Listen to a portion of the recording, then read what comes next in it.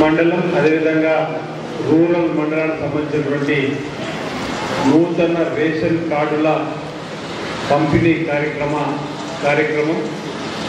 మరి వేదిక మీద గౌరవ కలెక్టర్ సందీప్ కుమార్ జా గారు ప్రధానంగా వేములవాడ అర్బన్ సంబంధించి పట్టణానికి సంబంధించినటువంటి నూతనంగా రేషన్ కార్డు పొందేవారు 353 మంది 2079 మంది ఆయా ఇంట్లో నూతనంగా పెళ్ళి వచ్చినటువంటి వారి పేర్లు కానీ మనవరాలు ఏ విధంగా నూతనంగా ఇంట్లోకి వచ్చినటువంటి వారి పేర్లను నమోదు చేసుకోవడం జరిగింది. దాంతోపాటు రూరల్కి సంబంధించి వేములవాడ రూరల్కి సంబంధించినటువంటి నూతన రేషన్ కార్డు 174 మంది ఈరోజు ఇచ్చుకుంటా ఉన్నాం. ఇక్కడ కూడా అడిషనల్ లిస్టులో 701 మంది వేయడం కూడా అంటే ఇంచుమించు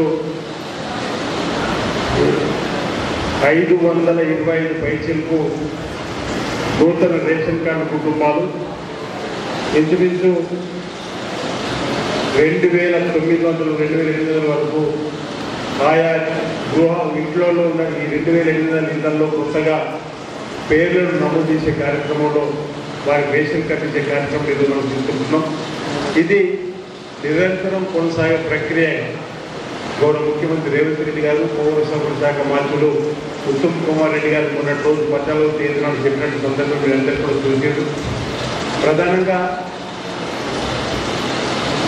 తెలంగాణ రాకంటే ముందు 2014 కంటే ముందే రేషన్ కార్డుల ప్రక్రియ నిరంతరం కొనసాగుతూ ఎప్పటికప్పుడు ఇచ్చేటువంటి క్రమం ఆనాటిదైతే తెలంగాణ వచ్చిన తర్వాత రేషన్ కార్డును ముచ్చట్నే బంద్ చేసిన సందర్భంలో రేషన్ కార్డు ఇవ్వడానికి కోసం